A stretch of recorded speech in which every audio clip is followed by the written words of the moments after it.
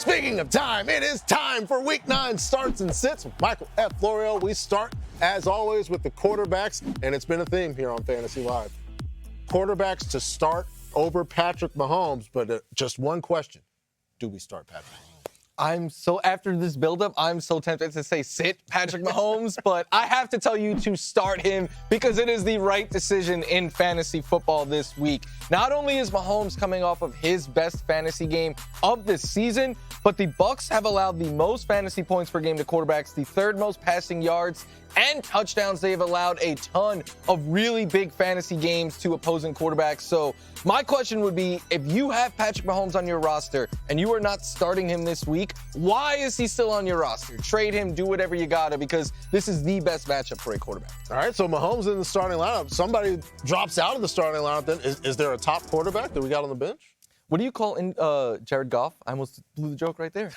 Jared Goff, as famously said by Adam Rank, is an indoor cat.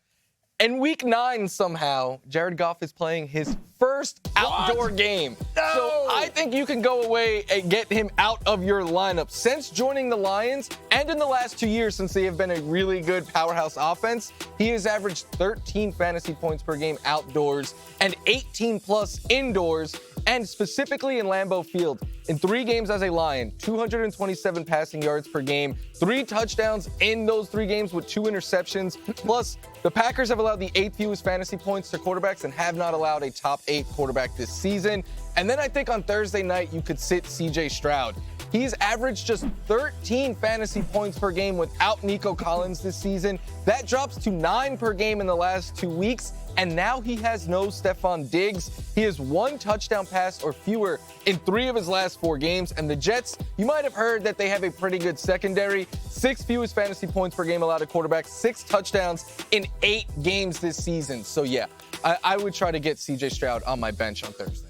It's a rough one as we watch that Nico Collins highlight to think of what this offense could be. Next week, he's back. Oh, well, yes. We'll get him back, and maybe we'll get CJ back in the starts. But let's go to the running back position. Who we getting in the lineup? Look, I said to start a Chief. I'll tell you to start 2 Chiefs, so don't come for me, Kansas City. You could start Kareem Hunt in this one and pretty much just going forward. Over 20 carries in 3 straight games, lots of goal line usage. He gets work in the passing game as well. All of that volume helps make up for a lack of efficiency that Kareem Hunt has had. And since taking over in Week 4, he is the RB11, averaging 16 fantasy points per game. And the Bucs, not only do they allow 5 yards per carry, they've allowed the most receiving yards to running backs as well. I think you could start Chase Brown this week as well against the Raiders. He has seen double-digit carries in 5 consecutive games. He is consistently used as a pass catcher there, getting goal line work, and he is the one that they have been using more on the ground than Zach Moss. He's also their most explosive runner, which I think comes into play this week, as the Raiders have allowed the 4.6 yards per carry and the 4th most rushing yards over expectation to running backs. So start Chase Brown. I think the ceiling is high this week. Starting Chase Brown. We've started multiple Chiefs here, but now I'm wondering about that Buccaneers squad. Any starts over there, the running back position? I think you could get away from both Bucky Irving and Rachaad White potentially this week because the Chiefs are absolutely elite against the run. What do Derrick Henry, Bijan Robinson, Alvin Kamara, J.K. Dobbins, Jordan Mason, Zach Moss, and Alexander Mattison all have in common? The Chiefs held all of them to under 50 rushing yards when they played them. They have allowed by far the fewest rushing yards in the NFL to running backs. And look at the names I just said. They have played a lot of great ones. Just 3 yards per carry and 2 rushing touchdowns. If I am wrong on this call, it'll be because they catch a bunch of passes, but the production, I don't believe, will be very high. Yeah, it's tough to count on garbage time production coming into the game. We're going to get a look at the wide receivers and tight ends when we come back. But let's get some sleepers from Marcus Grant. Thank you, Patrick. Yes, time to get you some quarterback and running back sleepers for the week. And so let's start at the quarterback position, where, with all apologies to the late Steve Harwell and Smash Mouth, I'm a Bo Lever. I'm in on Bo Nix. I didn't think it would be there, but here I am at this point. Going back to Week 5, Bo Nix is the QB3. 1, 2, 3. There are only 2 quarterbacks who've been better than him since Week 5 in fantasy, averaging more than 22 fantasy points per game. 4th among quarterbacks in rushing yards, 3rd in rushing touchdowns. By the way, he has 1 more touchdown pass than Jaden Daniels so far this year. going up against a Baltimore defense that's given up 330 or more passing yards in 4 of their last 6. 13 touchdown passes allowed over the last 4 games. Look, we know that Denver defense is good. Maybe they keep Baltimore down, keep this thing close, and allow Bo Nix to make some plays late in the game. Who knows? Looking for a sleeper running back. Let's look at Tony Pollard. He sort of kind of just floated in the fringes there, just outside of the general RB1 range. He's 16th in the NFL in rushing yards, but 5 games with 3 or more receptions and 90 or more scrimmage yards going against a Patriots defense that ranks 23rd against the run. 7 different running backs have gone for at least 75 yards on the ground against New England. Now, we know Pollard can catch the football. I don't think game script is going to be an issue between 2 teams that are near the bottom of the NFL in scoring. I think Tony Pollard gets a full workload as one of the few pieces that has been consistent on this Titans offense all year long. And want to get nuts? Let's get nuts with a QB deep sleeper. We're going with the stash. Gardner Minshew. Yeah, I said it. He tied his weekly fantasy high last week against a good Kansas City Chiefs defense. It was the first game he's had this season with multiple touchdown passes and no INTs.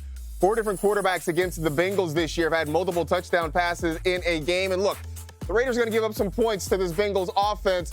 Could be a game script issue. Minshew could be back there throwing the football a lot, especially with an offense that struggles to run the football. Never thought I'd be here, but Gardner Minshew on the sleeper list for Week 9. And there it is, the last time you'll hear about National Tight Ends Day until Week 8, 2025. Let's get the wide receivers and the tight ends on Michael F. Florio's starts and sits. We'll start with the wide receivers because you tight ends have had enough love. Who are we getting in our lineup? When is National Wide Receiver Day? We got to figure it out. We got to make one here. But, yeah, I think you could go ahead and start the Chargers rookie Ladd McConkey this week, who I watched back his game last week, and it just really reminded me of everything I loved about him when he was coming out of college in Georgia. Plus, so heavily involved, 6+ targets in all but 1 game this season. The Browns, not only have they allowed the 6th most fantasy points per game to wide receivers, but they play man coverage at the 4th highest rate in the NFL. McConkey has the 5th most yards against man in the NFL this season. And then my guy, Calvin Ridley, back like we never left. 8, 9, and 15 targets in his last 3 weeks. Huge performance last game.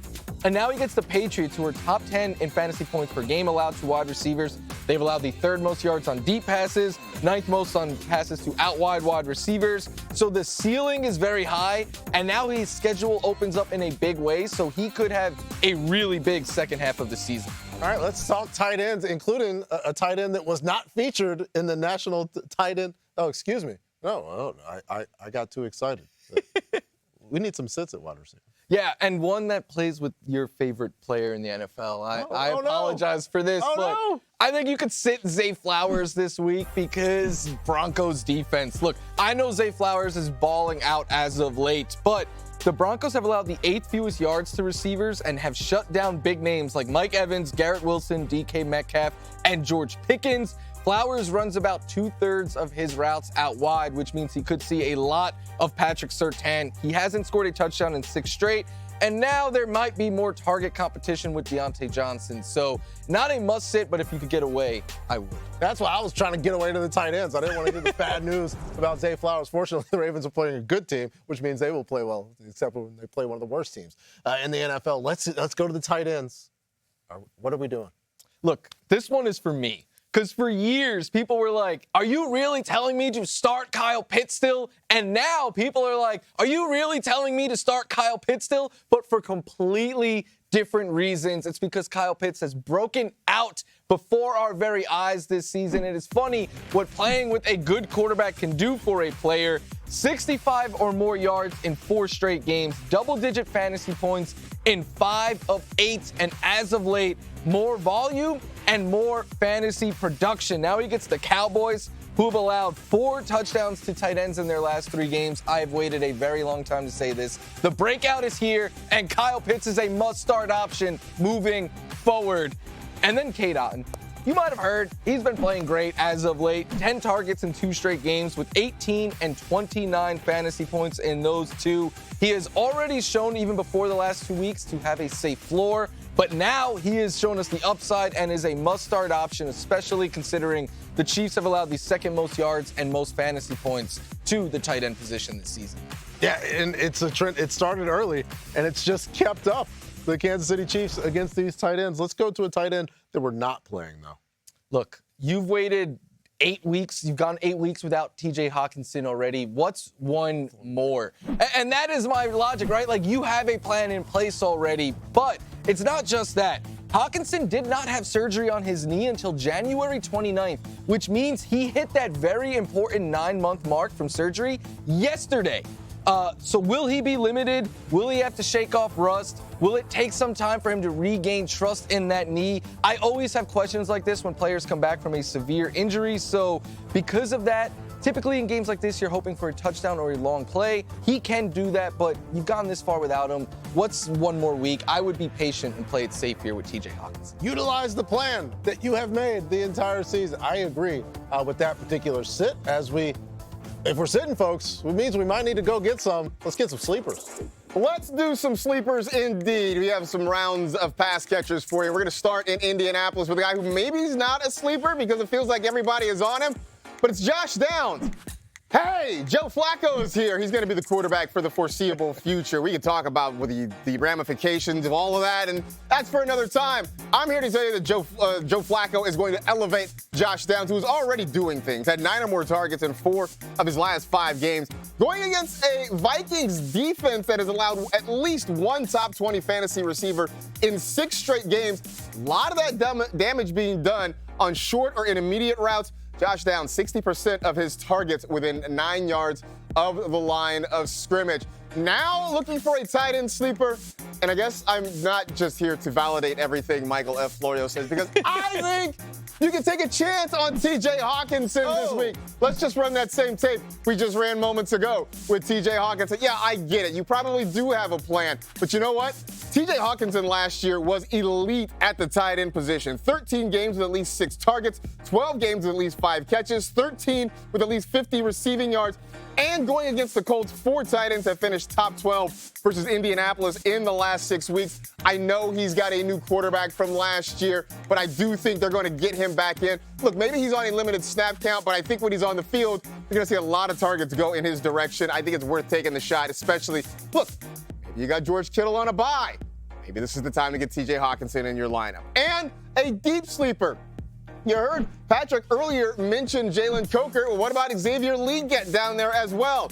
He is vying for that number 1 spot in the wide receiver position in Carolina after the Deontay Johnson trade. Tied for the team lead in receiving touchdowns, 2nd in end zone targets. And because the Carolina defense does give up a lot of points, game script usually means that the Panthers have to throw the football a lot. Good matchup against New Orleans, giving up the 5th most yards per game to the receiver position. All right.